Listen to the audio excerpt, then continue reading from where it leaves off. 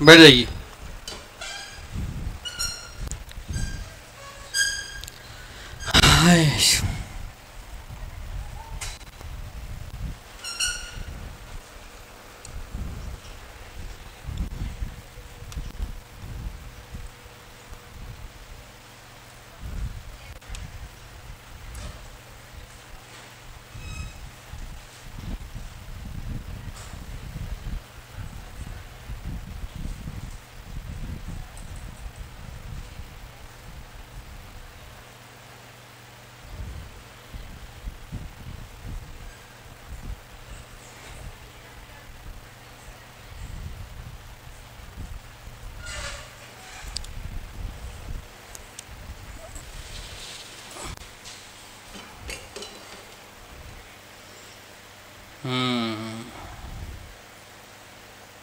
आज बहुत कम लोग हैं, क्या बात है? बहुत ज़्यादा छुट्टी?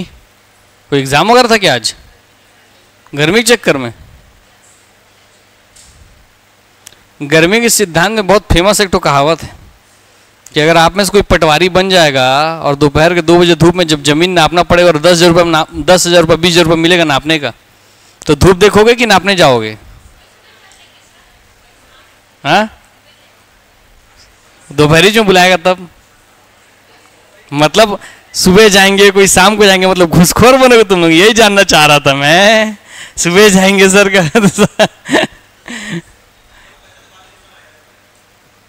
चलिए चालू करते हैं क्लास को भैया। हमको आज कौन सी विधि पढ़नी है? यहां तक हम पढ़ चुके थे लास्ट में क्लास में, है ना?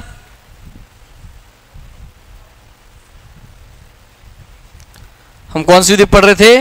मनोविश्लेषणात्मक विधि। कौन सी विधि पढ़ रहे थे बताओ? मनोविश्लेषणात्मक विधि। मनोविश्लेषणात्मक विधि को हमने अच्छे से पढ़ा था। उसमें हमने चेतन, अवचेतन और अचेतन मन, कॉन्शियस, सब कॉन्शियस और अनकॉन्शियस माइंड के बारे में अच्छे से पढ़ा था, जाना था। क्लियर हो गई बातें?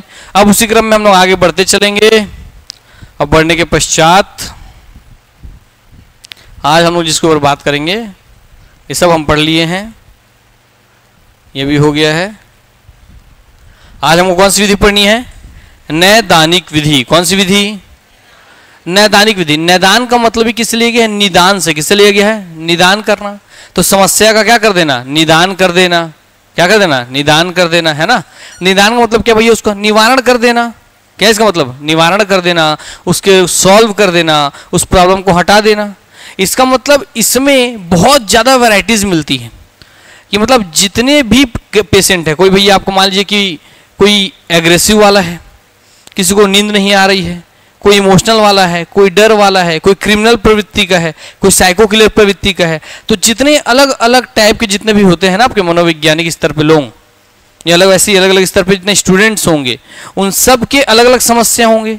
तो उन सब की अलग अलग एबिलिटी के अनुसार, अलग अलग व्यक्तित्व के अनुसार अलग अलग समस्या को पहचानना और अलग अलग समस्या को पहचान के उसका समाधान करना किसके अंतर्गत आता है?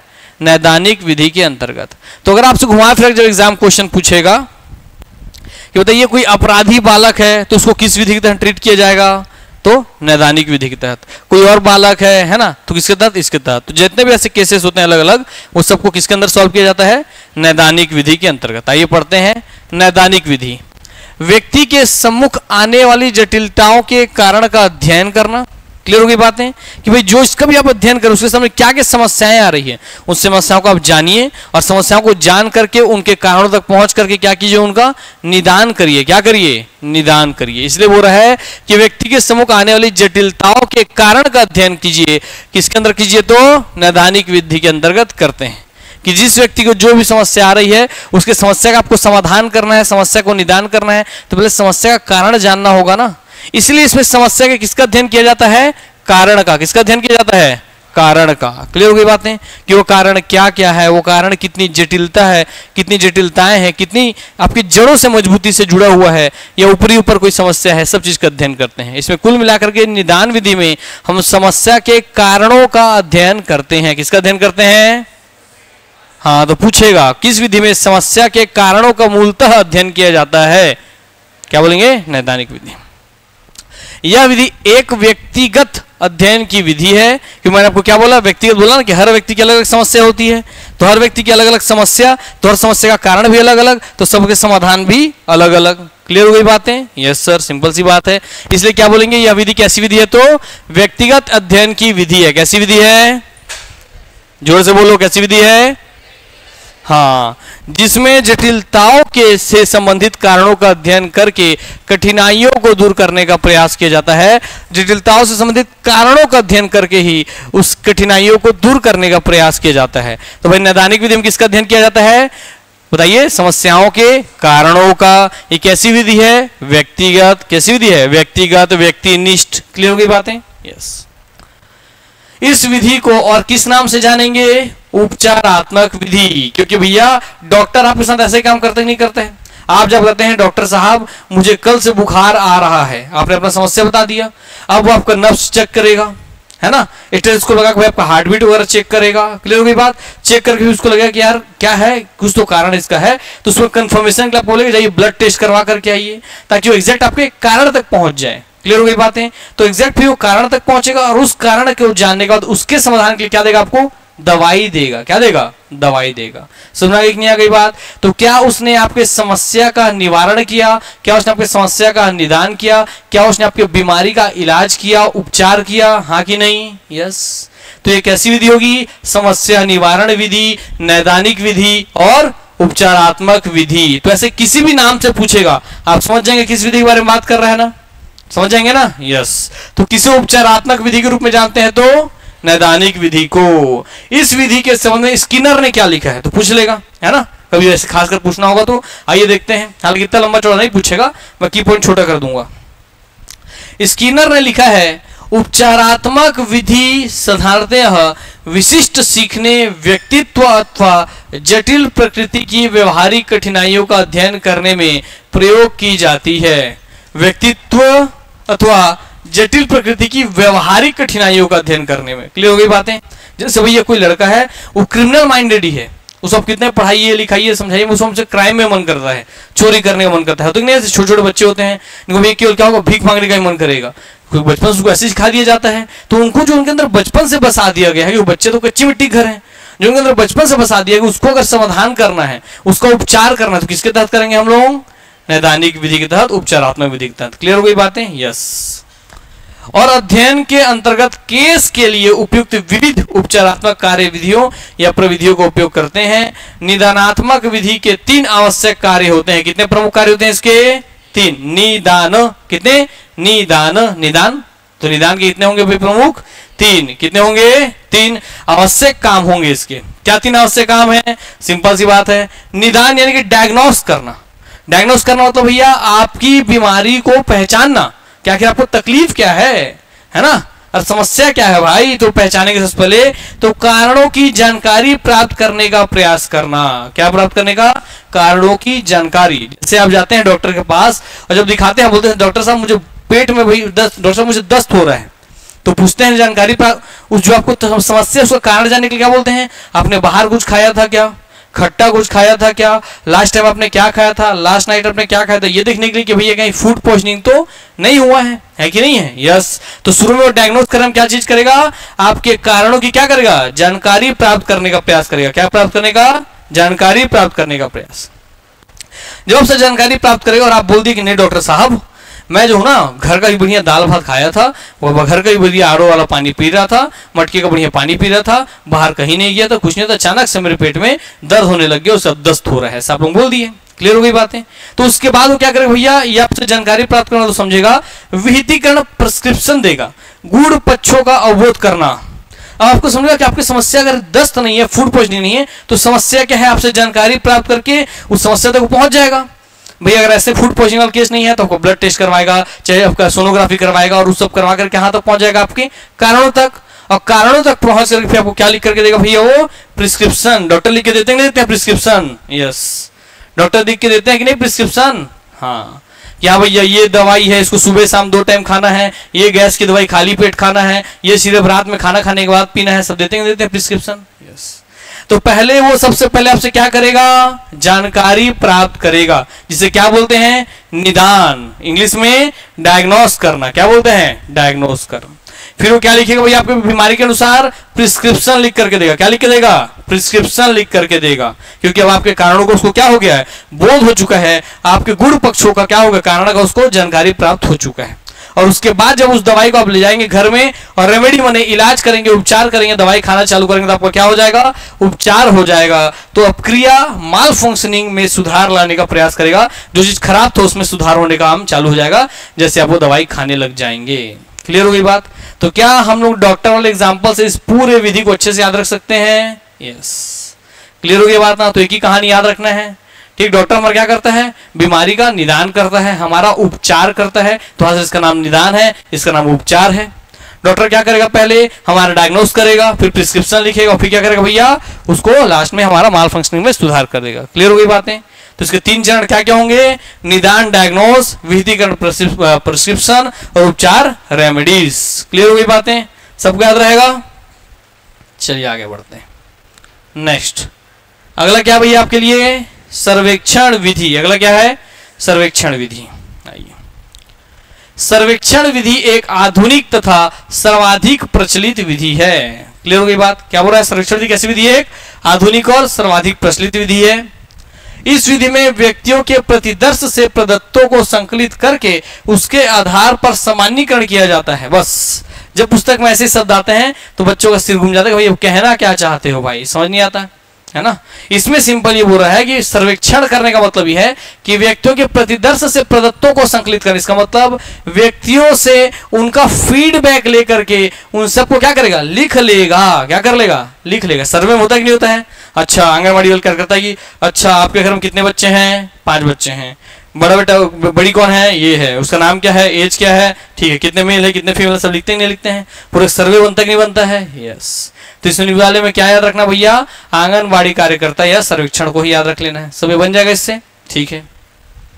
इसलिए इसमें व्यक्तियों के फीडबैक जो हमको प्राप्त होते हैं उनको एकत्रित कर लेंगे, कलेक्शन कर लेंगे, और उसके आधार पर जो फीडबैक हमको मिला है हम क्या करेंगे, एक जनरल इलाज बनाएंगे। जनरल भी क्या बनाएंगे, उसका प्रोसेस बना करके रेडी कर लेंगे। क्लियर हो गई बात है ना? समझ के बाद जैसे हम लोग जब जनरल आपके जनसंख्या का सर्वे करेंगे तो हम देखेंगे कि हर सबके घर में क्या है, 2 लड़का 1 लड़की, 4 लड़का 2 लड़की। हम तो एक जनरल परसेप्शन क्या बन जाएगा कि हाँ पुरुषवादी समाज आज भी है, लड़के ज्यादा हैं लड़की कम है, लिंगानुपात कम है। बन जाएगा नहीं बन जाएगा? मैंने आज भी क्या हो रहा है, भ्रूण हत्या हो रही है। बन गया नहीं बन गया जनरल परसेप्शन? भाई अगर लड़की की जनसंख्या कम है देश में तो जैसे तो कहीं ना कहीं तो भ्रूण हत्या हो रही होगी, क्योंकि प्रत्येक जब जब भैया आपके गैमेट्स बनते हैं, भ्रूण का निर्माण होता है, तो 50-50 चांस होता है कि लड़का हो और लड़की हो। सुनवा की बातें? इसलिए नेचुरली भगवान प्रकृति में लड़का लड़की की संख्या बराबर बनाने जैसा डिजाइन किया हुआ है पूरे सिस्टम को। पूरा रिप्रोडक्टिव सिस्टम 50-50 में बटा हुआ है, मगर फिर भी आज लिंगानुपात में लड़कों की संख्या ज्यादा। इसका मतलब क्या है कि भ्रूण में लड़कियों की क्या कर दी जा रही है, हत्या कर दी जा रही है। क्लियर हो गई बात? सुनवा रहा बात ना? यस, ध्यान रखें। इसलिए भैया आपका इसके लिए स्पेशल मिशन चलाया गया था छत्तीसगढ़ के रायगढ़ जिले में। सर्वाधिक भ्रूण हत्या देखा जा रहा था वहां पर, इसलिए वहां पे भैया जब भ्रूण हत्या सर्वाधिक देखा गया तो वहां पे क्या चलाया गया भैया, स्पेशल इसी को मातृ मृत्युदय, इससे क्या बोलते हैं, कन्या हत्या के लिए, भ्रूण हत्या के लिए बंद करने के लिए अलग से उसमें मुहिम चलाया गया, निगम को अलग से वो दिया गया। अभी बाद में अवार्ड भी मिले रायगढ़ वाले को, बहुत गजब से गिरावट लेके आए, वहां का प्रशासन कठोर हो गया। तो सुनवा गई बात? यस, ये बात ध्यान रखिएगा। इसीलिए भैया आपको फीडबैक मिल रहा है, आप बहुत सारा भाई डाटा संकलित कर रहे हैं, तो क्या आप सबसे डाटा ले रहे हैं, सबसे स्टैटिस्टिकल रेडी करेंगे नहीं कर रहे हैं, पूरे संख्या रेडी करेंगे नहीं कर रहे हैं? यस। इसलिए इस विधि को क्या बोलेंगे, सांख्यिकीय विधि या स्टैटिस्टिकल मेथड, क्योंकि इसमें आप रियल में ले क्या रहे हैं, उनसे संख्या ले रहे हैं। आपके यहाँ कितना उम्र है, कितने बेटा है, कितने बेटी है, किसका कितना एज है, क्या पढ़ते हैं, कितना पढ़ते हैं, सब चीजें कि संख्या ले रहे हैं ना। यस, इसलिए इस विधि को क्या बोलेंगे, सांख्यिकीय विधि या स्टैटिस्टिकल मेथड। क्लियर हो गई बात? क्या याद करना पड़ेगा? क्या नहीं समझ लिए तो याद नहीं करना है। इस विधि में अवलोकन, साक्षात्कार, प्रश्नावली, परीक्षण आदि मापन उपकरणों एवं प्रविधियों के माध्यम से संकलित प्रदत्तों का सांख्यिकीय विश्लेषण करके परिणाम ज्ञात करते हैं। वो सब बात छोड़ दो, आपसे सीधा एग्जाम पूछेगा कि किस विधि में अवलोकन, साक्षात्कार, प्रश्नावली और परीक्षण विधियों का प्रयोग किया जाता है। किसमें किया जाता है? प्रश्नावली विधि का, साक्षात्कार विधि का, अवलोकन विधि का, परीक्षण विधि का। क्लियर हो गई बात है ना? तो सब चीज किसमें किया जा रहा है? आपके सर्वेक्षण। इसमें से कुछ कुछ बाकी जगह भी उपयोग होते हैं, मगर इसमें सब चीज को उपयोग करता है। ठीक हो गई बातें? जैसे भैया क्या हो रहा था रियल मायने में, भैया आंगनबाड़ी कार्यकर्ता को पूरी प्रश्नावली बना के दे दी गई है कि आपको जाना है, पूछना है घर में कितने सदस्य हैं? 7। फिर उसमें लिखना है कितने पुरुष हैं? 3। कितनी महिला है? 2। कितने महिला है? तो 2। तो 2 का नाम क्या है, उनका एज क्या है? पूरे प्रश्नावली को बन गया कैलेंडर पूरा। यस, इसलिए भी किसमें प्रयोग होगा ऐसी प्रश्नावली वाली चीजें? सर्वेक्षण विधि में, जब आपका सर्वे कर रही है। तो मैं आपको एग्जाम्पल अलग अलग ले रहा हूं समझाने के लिए, है ना। मनोविज्ञान जब हम आएंगे तो उसमें मनोविज्ञान जैसे प्रश्न होने लगेंगे आप सबसे। क्लियर हो गई बातें? रात में आपको नींद आता है कि नहीं आता है? ना आता है। कितने घंटे आता है? 4 घंटे आता है। नींद आने के बाद जब आप जगते हैं तो आपको कैसा महसूस होता है? फ्रेश महसूस होता है कि थका हुआ महसूस होता है? तो सर थका हुआ महसूस होता है। फिर जब उठ के आप काम करते हैं तो आपका एनर्जेटिक फील होता है कि लो फील होता है? सर लो फील होता है। उस वक्त फिर आप किस तरीके से आपकी दिनचर्या है, क्या रूटीन है, क्या डाइटिंग है, सब चीज लेंगे। आपका समस्या क्या आ रहा है? सर ध्यान नहीं लग रहा है, फोकस नहीं हो पा रहा है पढ़ाई में, सब चीज आप बताएंगे। मेरा मोरल डाउन है, कॉन्फिडेंस डाउन है, एग्जाम बैठने साथ मेरा सर चकराने लगता है, पूरा सिर घूमने लगता है, सब बताएंगे उनको। सब पूरी प्रश्नावली वो रेडी करके रख लेंगे शिक्षा मनोविज्ञान के अनुसार। क्लियर हो गई बातें? उसलिए आपको एग्जाम्पल अलग दे रहे हैं ताकि आप समझ पाए विधियों को। आइए, सांख्यिकीय विधियों के प्रयोग के कारण विभिन्न चरों के मध्य पारस्परिक संबंधों का गहन अध्ययन किया जाना संभव हुआ है। और इसको पहले ऊपर लाइन समझाते हैं कि आप अवलोकन करता है, इसमें ऑब्जर्व करेगा, इसमें साक्षात करेगा, आपका इंटरव्यू लेकर के चलेगा, है ना। इंटरव्यू, यहां पर इंटर का मतलब देखिए, इंटर का मतलब आपको क्या बताते हैं, याद कीजिए, एक से दूसरे के बीच, और व्यू देखना। तो एक से दूसरे के बीच देखना, मगर यहाँ पे इंटर शब्द का मतलब एक से दूसरे के बीच देखने से भी ज्यादा जरूरी है उसके अंदर देखना। इंटर मतलब अंदर देखना। कहां देखना? अंदर देखने की कोशिश करते हैं। इसलिए इंटरव्यू में इंटरव्यूअर क्या देखना चाहता है? आपके अंदर को देखना चाहता है। किसको देखना चाहता है? आपके अंदर झांकना चाहता है कि आपका व्यक्तित्व कैसा है, आपका विचार कैसा है, आप किस केस को, किस कंडीशन को कैसे हैंडल करेंगे। समझ में आ गई बातें? यस। इसलिए पूछेगा आपसे भैया करके पूछ ले इसको तोड़ के कि साक्षात्कार शब्द का मतलब क्या है, तो क्या बोलेंगे? अंदर देखना। क्या है? अंदर देखना। इंटरव्यू क्या है? इंटरव्यू। इंटर मतलब अंदर, व्यू मतलब देखना। तो किस विधि में भैया अंदर देखने के काम किया जाता है? तो साक्षात्कार विधि में। अवलोकन किस विधि में? अन्य व्यक्ति को ऑब्जर्व किया जाता है, तो किसमें करेंगे? अवलोकन में। अवलोकन का मतलब क्या है? किसी और को देखना, बाहर से अवलोकन करना। क्लियर हो गई बातें? कहा होगी इसका तीनों दिन बड़ा हंसा था ऐसे गुपचुप गैंग है। ठीक है, अवलोकन विधि किसके अंदर आता है? बहिर्दर्शन के अंदर आता है। किसके अंदर आता है? बहिर्दर्शन। तो याद रखिएगा, बहिर्दर्शन में अवलोकन था, क्योंकि बहिर्दर्शन मतलब बाहर से देखना। अगर मैं आपको बाहर से देख रहा हूं तो मैं आपको क्या कर रहा हूं? अवलोकन कर रहा हूं, आपको ऑब्जर्व कर रहा हूं। सभी ऑब्जर्व कर लिए तीनों को, तीनों मन मन देखिए मुझे मुस्कुरा रहे हैं, पक्का कुछ बतिया रहे होंगे आपस में लोग, है ना। तो ऑब्जर्व कर लिया अपन। वैसे ही तो भैया क्या है? अवलोकन विधि बहिर्दर्शन विधि के अंतर्गत आता है। क्लियर हो गई बातें? मगर यहाँ भी प्रयोग होता है। वैसे प्रश्नावली विधि भी आप जान चुके हैं, नॉर्मली प्रश्न पूछना, और परीक्षण विधि भी इसके अंतर्गत आता है। और इन सभी विधियों का प्रयोग करके वो जो फीडबैक मिलेगा उन फीडबैक के अनुसार जो डाटा एनालिसिस करके क्या घोषित करेंगे? एक रिजल्ट बनाएंगे। क्या बनाएंगे? रिजल्ट बनाएंगे। क्लियर हो गई बात? जैसे भाई आप शिक्षा मनोविज्ञान हम लेते हैं, आप सबसे आपका कारण पूछा और लास्ट में आपको परिणाम बताया कि अच्छा आप जो स्ट्रेस ले रहे हैं ना, कल क्या होगा, यही आपकी सबसे बड़ी समस्या का कारण है। क्योंकि अब कल क्या होगा अगर एग्जाम नहीं निकलेगा, इस टेंशन में आप अपना आज खराब कर देते हैं या आज का पूरा समय गंवा देते हैं। तो मैंने क्या परिणाम निकाला कि अब कल क्या होगा इसको लेकर इतने परेशान हैं कि आप अपने आज को क्या कर दे रहे हैं? गंवा दे रहे हैं, आज को व्यर्थ कर दे रहे हैं कल की चिंता में।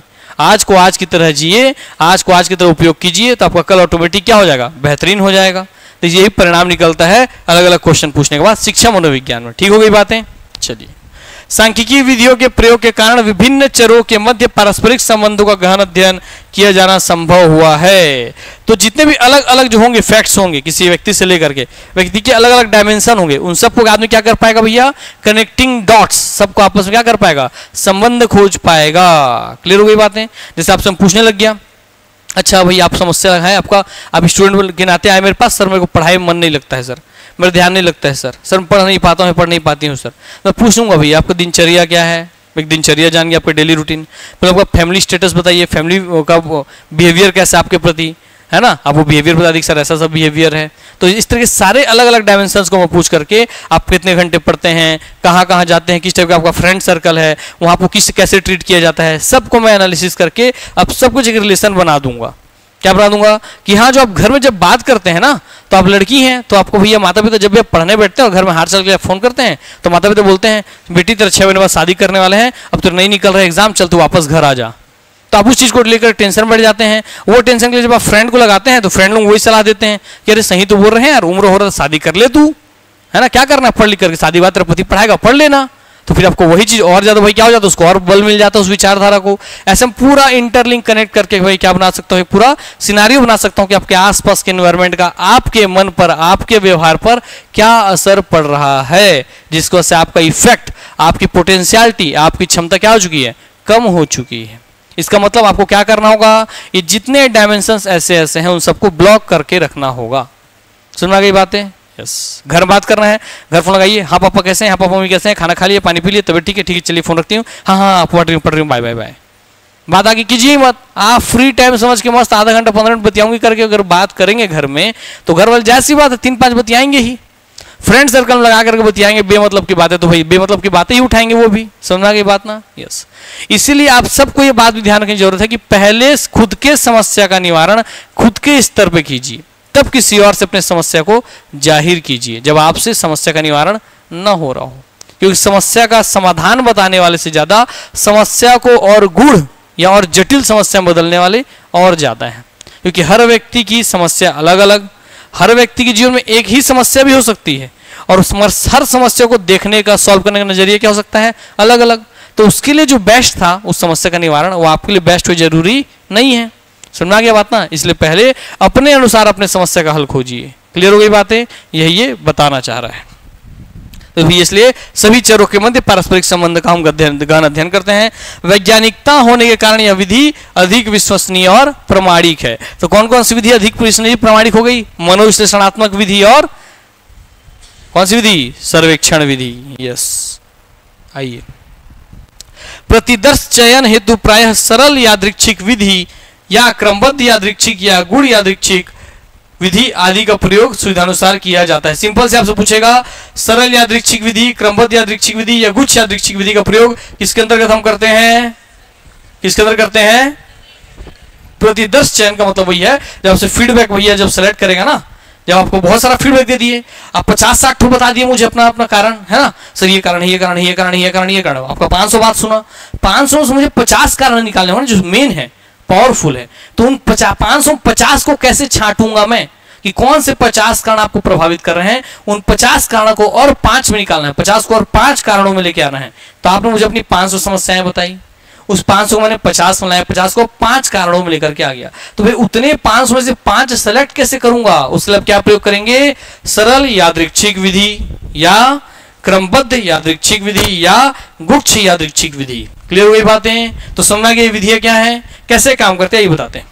सरल यादृच्छिक विधि सिंपल से याद हो रहा है कि सिंपली जो भी आप देख रहे हैं, जो सिनेरियो बनाया है ना, तो जिसमें आपको ऊपरी नॉर्मली ऊपर से देखने की कोशिश कीजिए। जैसे अगर मैं आपके मुंह के सामने आ जाऊं तो मुझे केवल आपको मुंह दिखाई देगा कि नहीं देगा?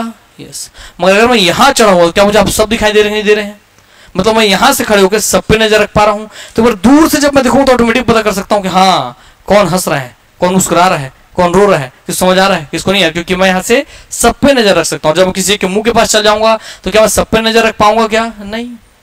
तो इस बोल रहा है कि किसी भी चीज को आप भी अपने जीवन के प्रति नजरिया बनाइएगा। ये सिर्फ मैं पढ़ा नहीं रहा हूं। जब भी बहुत सारी चीजें डिस्टर्बेंस हो ना जीवन में, तो हमसे उसको दूर से देखने की कोशिश कीजिए। ऐसा जब दूर से देखेंगे तो हर चीज आपको छोटी छोटी छोटी दिखाई देने लगेंगी। तब आप समझेंगे अच्छा इन सारे छोटों में ये छोटा वाला थोड़ा ज्यादा बड़ा है। सुना है बात? जैसे आपके पास बहुत सारी समस्याएं जीवन में आ रही है, सब समस्याओं को लिख दीजिए और देखिए कि यार सबसे ज्यादा आप किस समस्या से प्रभावित होते हैं।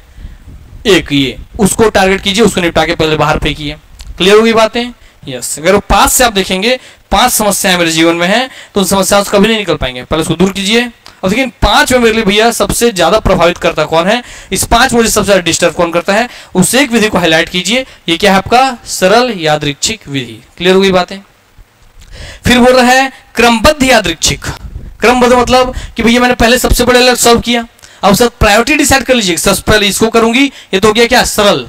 फिर क्रमबद्ध क्या बोल रहा है, दूसरे में किसको करोगे, तीसरे में किसको करोगे, चौथे में किसको करोगे, पूरा लिस्ट बनाकर रख लीजिए ताकि आपको पूरा अपना रोड मैप पता चल गया कि हाँ मुझे कैसे चलना है। तो आप अपनी समस्या के समाधान के लिए भी इसको उपयोग कर सकते हैं और अपने रणनीति बनाने के लिए भी एग्जाम को उपयोग कर सकते हैं इन मेथड्स का, क्योंकि हम क्या पढ़ रहे हैं, शिक्षा मनोविज्ञान, तो ये वहां भी काम आएगा। अपनी रणनीति भी ऐसे ही बनाना चाहिए। कैसे, अगर मैं हॉस्टल सिलेबस को दूर से देखूं तो मुझे फट से दिख जाएगा 30 नंबर का क्या कंप्यूटर, 25 नंबर का गणित, 10 नंबर का बाल मनोविज्ञान। बस पहले ही पता चल गया सलाह के अधीक्षक में कि भैया मुझे क्या पढ़ना है, तो कंप्यूटर, गणित और बाल मनोविज्ञान पढ़ना है। 65 नंबर खत्म 100 में से, मतलब भाई 2/3 खत्म हो गया। कितना अच्छी बात है, पता चल गया। मगर अब डिसाइड करना है क्या कि सबसे पहले किसको पढ़ना है। तो अब क्या बनाएंगे सेकंड नंबर पे, क्रमबद्ध यादृच्छिक विधि। क्रम है, हाँ पहले 30 वाले को खत्म करूंगा, फिर 25 वाले को, फिर 10 वाले को खत्म करूंगा। क्लियर हो गई बातें? यस। और लास्ट में क्या हो गया, गुच्छ यादृच्छिक विधि। क्या हो गया, गुच्छ यादृच्छिक विधि। उन सबका कंबाइंड इफेक्ट देखिए आप गुच्छे के रूप में। जब आप गुच्छे के रूप में देखेंगे तो आपको चीजें ऑटोमेटिक क्या दिखने लगेगी, छोटी दिखने लगेगी। जो मैंने बताया सरल यादृच्छिक, उसी को और गूढ़ रूप में देखेंगे तो आपको क्या दिखने लगेगा, गुच्छ के रूप में कुछ एक साथ दिखेगी। एक साथ का मतलब क्या है कि एक साथ इस सबका समाधान क्या है। जिससे आपको समझेंगे कि यार पूरा हॉस्टल का एग्जाम मुझे निकालना है, एक साथ एग्जाम निकालने का मेन रास्ता क्या है। आप देखिए यार, सबसे पहले मुझे कंप्यूटर पढ़ना है, कंप्यूटर के बाद अब क्रमबद्ध में गए, कंप्यूटर पढ़ना है, गणित पढ़ना है, बाल मनोविज्ञान पढ़ना है। अब बोले यार फाइनल सिलेक्शन क्या करना है, सब पढ़ना है। क्या पढ़ना है, सब पढ़ना है। गुच्छ रूम क्या देखना पड़ेगा, सब पढ़ना है। क्योंकि आप जितना मेजर जीता हो तो यहाँ खत्म कर लिए, आपको ऑटोमेटिक पता चल गया छोटी छोटी समस्याएं हैं उनको अब एक साथ ले लीजिए, बाकी बचे 35 नंबर को एक साथ ले लीजिए और उन सबको कैसे कीजिए, ऑब्जेक्टिव वे में पढ़ करके चल जाइए एग्जाम में। कैसे पढ़ चल जाइए, ऑब्जेक्टिव वे में। तो मैं आपको हॉस्टल से रिलेट करके भी समझा दिया।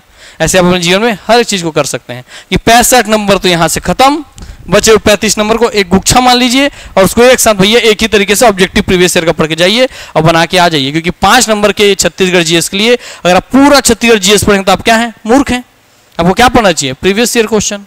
15 नंबर के इंडियन जीएस के लिए भैया अगर आप पूरा इतिहास, पूरा संविधान, पूरा भूगोल, पूरा अर्थशास्त्र पढ़ेंगे, मूर्ख हैं।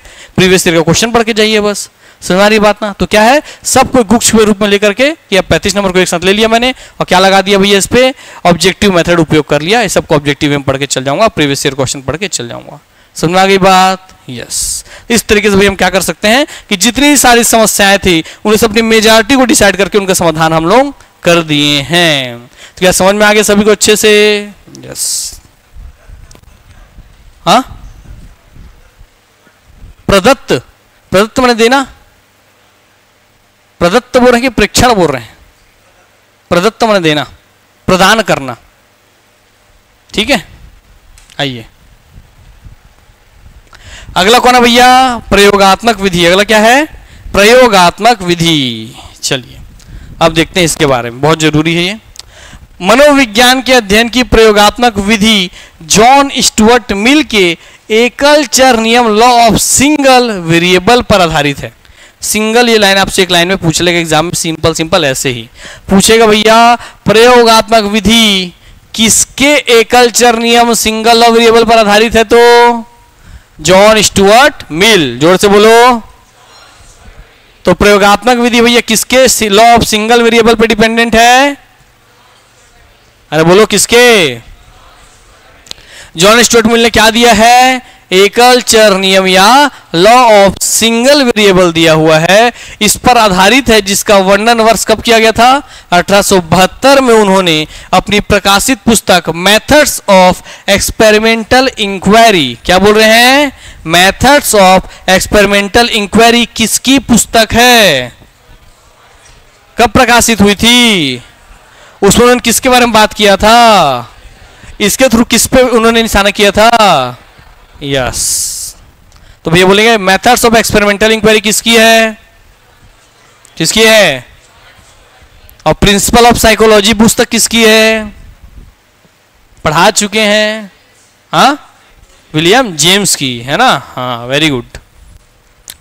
इस पुस्तक में उन्होंने नियंत्रित घटनाओं के मध्य तार्किक संबंध स्थापित करने वाले 5 कानूनों का वर्णन किया है। तो इस पुस्तक में कितने कानून दिए उन्होंने? 5 कानून। कितने कानून? 5 कानून। वो 5 कानून किससे संबंधित है? तो नियंत्रित घटनाओं के मध्य तार्किक संबंध खोजने से। क्या खोजने से? जो नियंत्रित घटनाएं उनके बीच क्या खोजने से?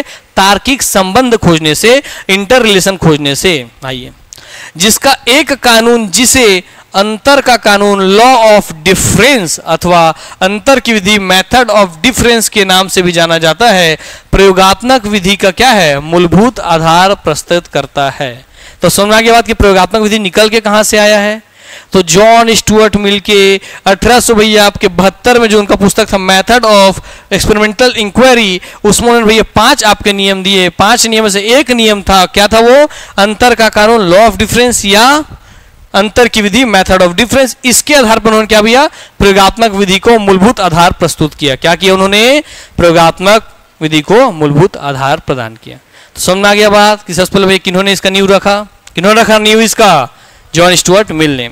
इस विधि में व्यक्ति के व्यवहार का अध्ययन, हम क्या करते हैं पूरा मनोविज्ञान में व्यक्ति के व्यवहार का ही तो अध्ययन करते हैं, मगर व्यक्ति के व्यवहार का अध्ययन किसमें करना है, नियंत्रित परिस्थितियों में। किस परिस्थितियों में, नियंत्रित परिस्थितियों में। नियंत्रित परिस्थिति का मतलब होता है जिसको आप नियंत्रण कर सके। कहीं ऐसा तो नहीं कि एक साइको किलर मेरे सामने आया है और मैं उसको ऐसे एक्सपेरिमेंट कर रहा हूं उसके जानने के लिए, उसके चीजों को कि वो किस तरह की समस्या जूझ रहा है, ऐसे एक्सपेरिमेंट कर रहा हूं, ऐसी परिस्थिति में उसका परीक्षण कर रहा हूं कि उस सही में किसी का जान ले लेगा। मैं उसको नियंत्रण कर भी पा रहा हूं, नहीं कर पा रहा हूं, ये बहुत जरूरी चीज है। सोचिए एक साइको किलर को मिली है ये देखने के लिए कि हाँ ये बाकी लोगों के साथ कैसे बिहेव करता है, और आके आप बीच में बैठा दिया और जैसे आपने उसको छींका, मुझे बताओ छींका ना चाकू मार देता है, और ऐसे आप छींके आपको आगे फट से चाकू मार दिया तो सुना रहा बात। तो इस परिस्थिति में नियंत्रण नहीं कर पाऊंगा तो प्रैक्टिकल मुझे करना चाहिए क्या, नहीं। इसका मतलब बहुत जरूरी चीज, प्रयोग वही करना है जिस प्रयोग को आप क्या कर सके, नियंत्रण में ला सके। जैसे आपको बहुत देखेंगे मूवी वगैरह में आत्मा बुलाने का हम प्रयोग करते हैं। आत्मा बुलाने तो आता था, वापस भेजने नहीं आता था, और ताहले आत्मा के सबको निपटा के चल देता है ना। मूवी कहानी भैया कॉमन है कि नहीं, है सबसे कॉमन कहानी है कि नहीं है। अरे विदेश में सब जा दिखते हैं, मोमबत्ती जलाते हैं, उंगली रखते हैं, सब सब ओम ग्लीम लाम झूम का अपना भाषा में बोलते हैं लोग भैया, और ताहले भूत आ जाता है। बुलाने तो आता था, भगाने नहीं आता, ताहले मस्त पटक पटक के मारता है और काम कहानी खत्म करके चल देता है फिर ताहले, है ना। यस, इसका मतलब आप कभी भी कोई प्रयोग करें, आपके लिए भी है, आप अपने जीवन से भी जुड़ा कोई प्रयोग कभी करने जा रहे हैं तो जब तक आप उसका नियंत्रण नहीं कर सकते वैसा प्रयोग न करें। इसका सबसे बड़ा एग्जाम्पल है दिल्ली में जो 11 या 17 लोगों की जो फैमिली थी जो एक साथ मर गई थी फांसी लगा करके। वो एक विधि होती है भैया, एक विधि होती है जिसको उन्होंने सिद्ध करने के लिए उनके पिताजी मर जाते हैं। शॉर्ट में सुनाता हूं कहानी, आप लोग कभी देखिएगा, उसका वेब सीरीज आया हुआ है ना, आखिरी सच करके मूवी है, उसमें आखिरी सच, हाँ तमन्ना भाटिया उसमें शायद रोल की हुई है, और ऐसे उसमें पढ़ा है आखिरी सच करके वो है। उसमें भैया फैमिली है, उनके जो 2 लड़के रहते हैं, बड़े लड़के, तो जो छोटे लड़के रहते हैं उनके अपने पिताजी के साथ गिरते हैं गाँव, तो उनकी गलती से घोड़े से गिरते हैं उसके पिताजी और मर जाते हैं। अब वो उसके अंदर सदमा बैठ जाता है कि हाँ यार मेरे गलती से घोड़ा से पापा गिरे और पापा मर गए। अब बस वो सोच सोच के अपने पिताजी के मरने का जिम्मेदार अपने आप को समझते रहता है, अपने मन में इतना ज्यादा घाव कर लेता है कि उसको लगता है हाँ, जब वो सोता है उस वक्त मैं पापा जी के पास पहुंच गया, पापा जी से बात कर रहा हूँ, हे पापा जी मुझे माफ कर दो, मुझसे गलती हो गई पापा जी। तो पापा जी उससे बात कर रहे हैं, उससे घूम रहे हैं, उससे चल रहे हैं, उसको बता रहे हैं बेटा सब ठीक हो जाएगा, चिंता मत कर बेटा। सब मन से हम डिजाइन करते हैं जो हमको रियल लगता है, और वैसे उनके साथ हो लगातार 11 साल तक होते गया। तो देखिए अगर आप सिंपल सी बात है उसका एनालिसिस आप करेंगे देखेंगे, क्योंकि अगर भैया बच्चों का एडमिशन नहीं हो रहा है, 4-5 जगह फॉर्म भर दिए स्कूल में, एडमिशन नहीं हो रहा है, तो आता है बोलता है चिंता मत करो इसका एडमिशन हो जाएगा, और अगले दिन एडमिशन हो जाता है। तो उसके घर वाले भी यकीन करने लगते हैं, तो बोलते हैं आपको किसने बताया था एडमिशन हो जाएगा, पापा जी ने बताया था। ऐसे करते करते 11 साल उसके घर के हर एक कोई विलीन हो जाता है कि उसके अंदर उसके पापा जी की आत्मा आती है, उसके अंदर उसके पापा जी का कनेक्शन बना हुआ है। अरे भैया सिंपल सा था, 12-15 स्कूल में फॉर्म भरे हो, किसी न किसी के तो सिलेक्शन हो गए, गधे मूर्ख हो ना आप। अगर आप ये सोच लिए कि इसके बोलने की वजह से हुआ है, अगर आप 4 साल से मेहनत करोगे इस बिजनेस को सेट करने में, तो 3 साल फेल हो तो 4थे साल जाके तो फेमस होगा ना वो बिजनेस। तो वैसे ही हुआ उनके साथ, तो उनको लगा नहीं पापा जी वाला है, और वो इतना ज्यादा उसके बारे में सोच लिया कि उसके आवाज में भी उनके पिताजी का आवाज आने लग गया। तो उन्होंने बोले नहीं देखो ये तो पापा जी की आवाज में बात कर रहा है, अपनी मम्मी को बोल रहा है वो उन छोटे बेटे, मंजू चिंता मत कर मंजू सब ठीक हो जाएगा मंजू। ये होता है जब आप किसी व्यक्तित्व को इतना ज्यादा अपने अंदर एक्सेप्ट कर लेंगे तो आपका चेहरा तक उसके जैसे होने लगता है। समझ में आया बात, नहीं पता चल रहा है। एक और गहरी बात बताता हूं, अंतिम बुढ़ापे में आते आते पति और पत्नी का चेहरा एक जैसा हो जाता है। सुना गया बात, देखेंगे बच्चा जो होता है वो भैया माँ जिसका नाम सोचते रहेगी उसके ऊपर चेहरा चल जाता है। समझ में आ रहा है बात? यस। तो हम जैसा सोचेंगे वैसा हार्मोन निकलेगा, वैसा हार्मोन वैसे ब्लड में जाएगा, वैसे ब्लड से क्या हो जाएगा, वैसे संतान का जन्म होगा। इस चक्कर में लास्ट में पापा जी से अंतिम बार मिलना, फिर पापा जी चले जाएंगे। घर में एक पेड़ रहता है, पेड़ से 11 ठो भैया रस्सी लगाते हैं, रस्सी लगा के बांधते हैं। पहले बोलते हैं कि आंख में पट्टी बांधना है, हाथ बांधना है और बस टेबल पे खड़े रहना है। वो पानी कटोरा का है, सफेद पानी लाल हो जाएगा तो पापा जी साक्षात हमको दिखेंगे और उसके बाद दिखने पापा जी हमेशा के लिए चले जाएंगे, फिर कभी नहीं दिखेंगे। तो घर बोलते हैं अरे दादाजी दिखेंगे, इतने समय दादाजी के आशीर्वाद से सब बढ़िया बढ़िया हो रहा है और अचानक से सब दिक्कत होने लग गया है। तो हाँ लास्ट बार मिलेंगे, सब ठीक हो जाएगा। सब खड़े हो जाते हैं। वो छोटा बच्चा बेचारा 5-6 साल के बच्चे को भी खड़ा कर देते हैं अंधविश्वास में। लड़की जिसका सगाई हो गई, शादी होने वाला है, उसको भी खड़ा कर देते हैं, वो भी खड़ी हो जाती है मेरा जॉब लग गया करके चाचा के बोलने से। सब खड़े हो जाते हैं और वो भैया अपनी डोकरी माँ जो चल नहीं पाती, जो खड़ी नहीं हो सकती, उसको भैया बैठ के उस पर फंसा करके मच्छरदानी वाले में मम्मी तू यहीं पे रहना इसे करके खड़ा करवा देते हैं उनको मरने के लिए। वो बेचारी फिसलती है, टेबल में सर पड़ता है, वो भी मर जाती हैं। इतना भयानक अंधविश्वास बहुत घातक चीज होता है। एक साथ पूरे परिवार खत्म हुआ, एक साथ पूरा परिवार खत्म। समझ रहे हैं बात आप? तो लास्ट में आंख खोल के दिखता है कि पानी तो लाल नहीं हुआ है, तो फिर बाहर सब आंख बंद कर पट्टी कर खड़े में जा रहे हैं। वो आंख पट्टी खोल के देखता है पानी तो लाल हुआ नहीं है। अब वो बेचारा सोचता है सब बनाया गया इमेजिनेशन में, कैसे सोचा होगा कि अरे यार वो विधि में तो वट वृक्ष की जो लता है, वट बरगद पे देखिए ना उसका लटा कैसे नीचे लटक रहता है। अच्छा हम सबको स्वतंत्र लटकना होगा बिना किसी आधार के। तो मूर्ख आदमी फिर सबके भैया चेयर जिस पे खड़े हैं रस्सी बांधता है और अपना भी उस पर रस्सी पे खड़ा हो जाता है और एक साथ रस्सी को खींच देता है एक साथ। अब भैया कौन है जो नीचे आधार नहीं है, गले में रस्सी बंधा, हाथ बंधा हुआ, कैसे बचाएगा कोई? पापा जी को देखने के चक्कर में बाकी सबको निपटा डालते हैं भैया वो। इसलिए इसका मतलब क्या है, बहुत गहरा चीज है कि प्रयोगात्मक मनोविज्ञान बताता है कि आप कभी प्रयोग करने जा रहे हैं तो कैसी स्थिति होनी चाहिए, नियंत्रित परिस्थिति होनी चाहिए। क्लियर होगी बात? और सबके पीछे नीचे से आप टेबल खींचे हैं तो रस्सी बांध के टेबल तो आप एक साथ सबके नीचे खींच सकते हैं, मगर एक साथ टेबल सबके नीचे रख नहीं सकते हैं आप। समझ में आ गई बात ना? इसलिए भी क्या होगा, नुकसान हो जाएगा। ठीक हो गई बातें? हाँ, इसलिए ध्यान रखिएगा। आइए आगे बढ़ते हैं। इस विधि में व्यक्ति के व्यवहार का अध्ययन नियंत्रित परिस्थितियों में किया जाता है, जिसे प्रयोगकर्ता किसी एक या अधिक चर को नियंत्रित या परिवर्तित करके, ध्यान रखना इस विधि में नियंत्रित करता किसी एक या अधिक चर को नियंत्रण करके या उसको परिवर्तन करके उसका प्रभाव व्यक्ति के व्यवहार पर देखेगा। जैसे अगर मैं साइकोलॉजिस्ट हूं तो मैं देखूंगा कि आप जो हैं आप किस चीज से बहुत प्रभावित होते हैं। आप बोले 4 चीज से प्रभावित होते हैं, देखो कितना प्रभावित होते हैं। जैसे बोलता है ना सीटी मारे तो फिर इसको बहुत गुस्सा आता है, तो मैं देखूंगा सीटी मार के कि किस तरीके की सीटी में गुस्से होते हैं, कितने ज्यादा लाउड सीटी में गुस्सा होते हैं। इस तरीके से आपको एक चीज को क्या करूंगा, नापूंगा, रेशियो निकालूंगा, अनुपात निकालूंगा। मेरी सीटी क्या हो गई, स्वतंत्र चर जिससे आपको प्रभाव हो रहा है, इसका प्रभाव आप पर हो रहा है, आपके हो गया परतंत्र चर जो मेरे सीटी पर डिपेंडेंट है, आपका गुस्सा। और फिर दोनों के संबंध निकालूंगा भाई पराश्रित सर कि मेरे सीटी से आपका संबंध कितना है, कितना हद तक आप गुस्सा होते हैं, जैसे मैं उसका ध्वनि बढ़ाते जाता हूं। समझ गई बातें? यस, ये भी इसी में किया जाता है। इसलिए नियंत्रित या परिवर्तित करके मैं देखूंगा और उसका प्रभाव उस व्यक्ति के व्यवहार पर देखूंगा कि मैं जैसे सीटी बजा रहा हूं उसको कितना गुस्सा आ रहा है। समझ आ गया बात ना? यस। तो प्रयोगकर्ता जिन पक्षों को मापता है, नियंत्रित करता है या संचालित करता है वे पक्ष चर या वेरिएबल कहलाते हैं। सामान्यतः चर कोई दशाएं होंगी, कोई परिस्थिति होंगी, कोई विशेषताएं होंगी, कुछ गुण होंगे। चार चर मुख्य रूप से 3 प्रकार के होते हैं, मैंने बताया ना। स्वतंत्र चर जिससे आप प्रभावित हो रहे हैं मेरी सीटी से, पराश्रित चर माने आप उस पर डिपेंडेंट सीटी पे, आपका गुस्सा तो आपके आश्रित हो गए, इस पे आश्रित हो गए, और ये दोनों के बीच संबंध कि कितना मैं भाई सीटी बजा रहा हूं, कितना आप गुस्सा हो रहे हैं। क्लियर हो गई बातें? तो कितने चर होंगे, 3। कितने चर होंगे? जैसे भाई आप में किसी को बोल दिया कोई चीज ओए, तो भाई आपको गुस्सा तो ओए सुनने से, समझा गया? तो ओए क्या हो गया, मैं बोल रहा हूं ओए क्या हो गया, स्वतंत्र हो गया। ओए सुनने से आपको गुस्सा रहे क्या हो गया, आपका आश्रित होगा, आप हो गए आश्रित चर। और आपके प्रभाव में कितना अंतर आ रहा है, कितना ज्यादा आप गुस्सा होते हैं ओए सुन करके, वो क्या हो जाएगा, तीसरा चर। समझ आ गई बात ना? कितने चर होते हैं? तो इसमें 3 प्रकार के चर होते हैं। कितने चर होते हैं? कितने प्रकार चर होते हैं? तो भाई पहला चर क्या दिख रहा है आपको, स्वतंत्र चर। क्या दिख रहा है? स्वतंत्र चर वही जो सीटी था, जो ओए था, जो भैया कुछ जिस चीज से आपको गुस्सा आता है मैं वो कर रहा हूं। समझ आ गई बातें? ये वो स्वतंत्र चर जिसके प्रभाव का अध्ययन किया जाता है कि इसका प्रभाव मेरे सीटी का, मेरे ओए बोलने का आपके ऊपर प्रभाव क्या पड़ रहा है। तो जिसका प्रभाव जो मैं करूंगा तो उसका प्रभाव क्या पड़ेगा, जो मैं करूंगा वो क्या है, स्वतंत्र चर। उसका जो प्रभाव किस पर होगा, आप पर होगा। तो आप क्या हो गए, पराश्रित चर। आपके व्यवहार में जो परिवर्तन है वो परिवर्तन क्या है, पराश्रित चर। पराश्रित मतलब दूसरे पर आश्रित, तो ये किस पर आश्रित है, पराश्रित वाला इस पर।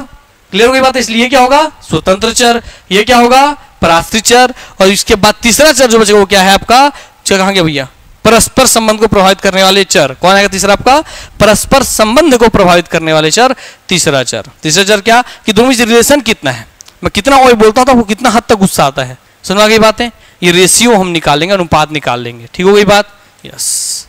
तो भाई कितने चर होते हैं, 3 चर। आइए देख लीजिए, आपके सामने साक्षात एग्जाम्पल दिया हुआ है भैया।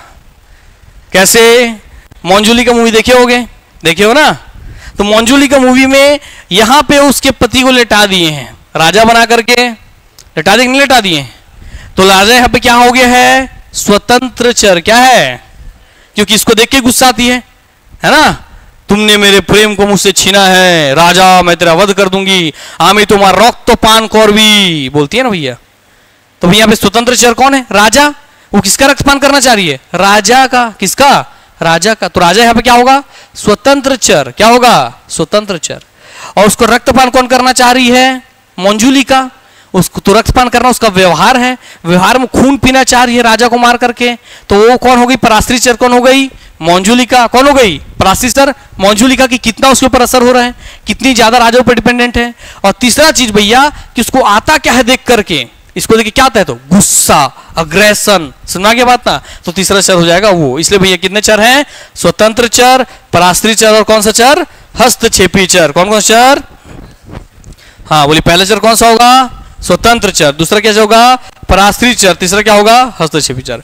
तो बताइए इन दोनों में स्वतंत्र चर कौन है, कौन है, राजा। और भैया पराश्रित चर, मोंजुलिका। और जैसे उसको बोलता है अब तुम ऊपर नहीं जाओगे, मैंने दरवाजा रूम लॉक कर दिया है, तो पूरा बेड उठा दिया ऐसे करके। सुना गया बात ना।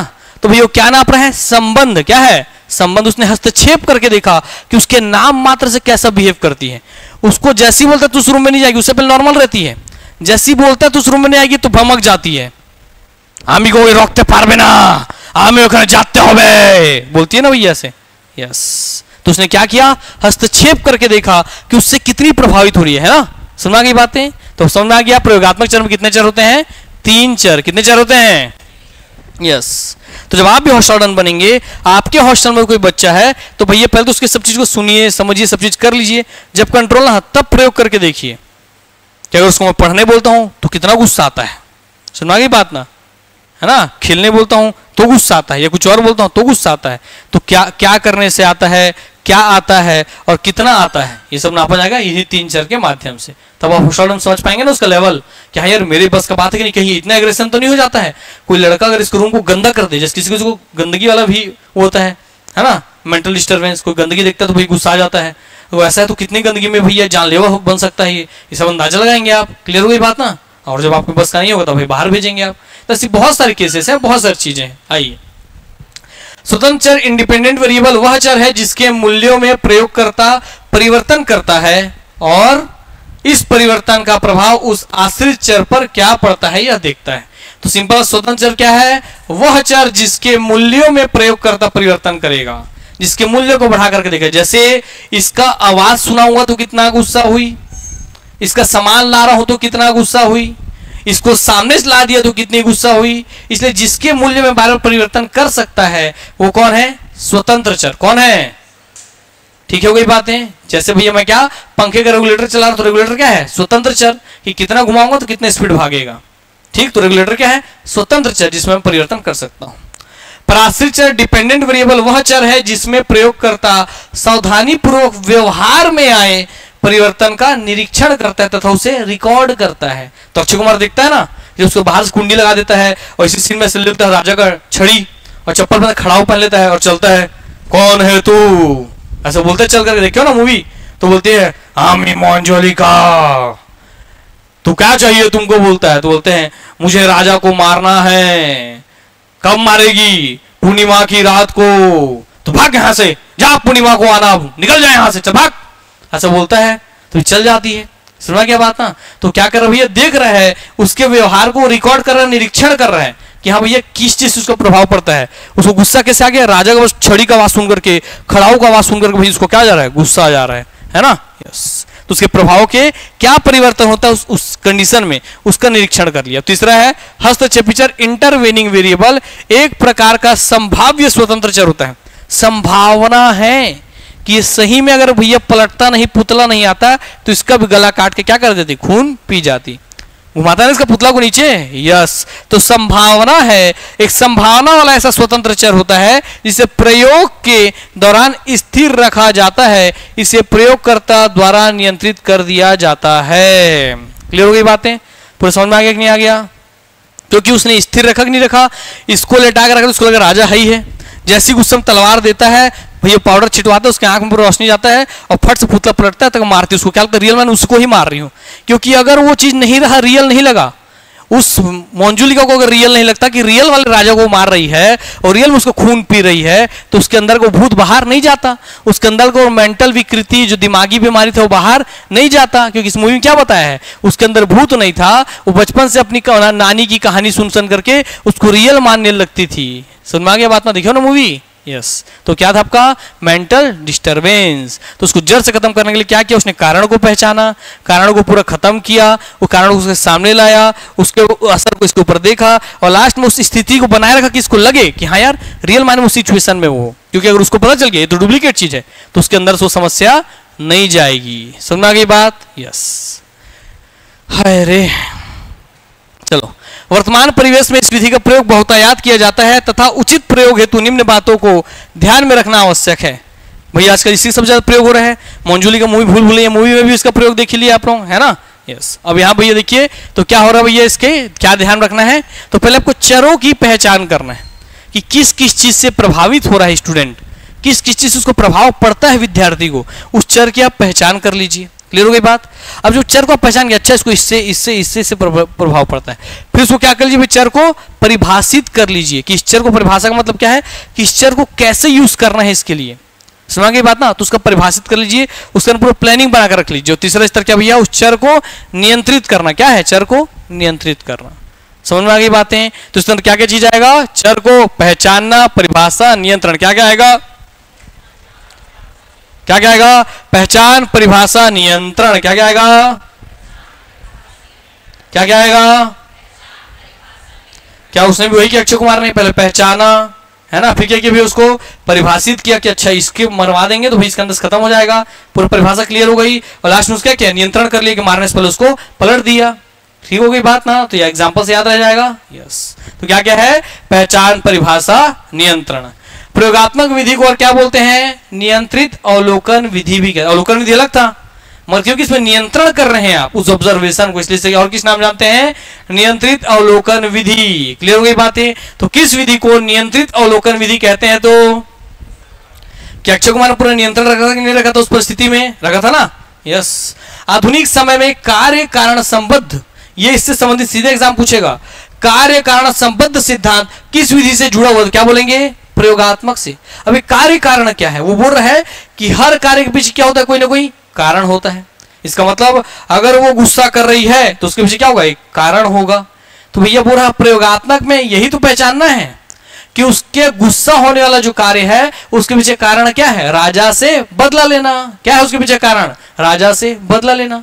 इसने उस दोनों चीजों को पहचान लिया कि कार्य क्या है, बदला लेना, और किससे भैया, राजा से। तो कारण था राजा से बदला लेना, इसलिए इसी के अंतर्गत कार्य कारण संबंध, कॉज इफेक्ट रिलेशनशिप की स्थापना हेतु इस विधि का प्रयोग किया जाता है। तो पूछेगा आप सीधा सीधा, कार्य कारण संबंध, कॉज इफेक्ट रिलेशनशिप किससे संबंधित है, तो प्रयोगात्मक विधि से। किससे जुड़ी हुई है, यह विधि पूर्णतः वैज्ञानिक विधि है, इसलिए प्राप्त परिणामों में विश्वसनीयता और वैधता अधिक होती है। इसलिए भैया उसमें जो क्या होती है, मंजुलिका ठीक हो जाती है। आपका होता है प्रयोग, जितनी विधियां हैं, प्रमुख प्रमुख विधियां हम अच्छे से पढ़ लिए हैं, सीख लिए, समझ लिए हैं। अब आपका भैया कोई भी इसमें नहीं बचा है।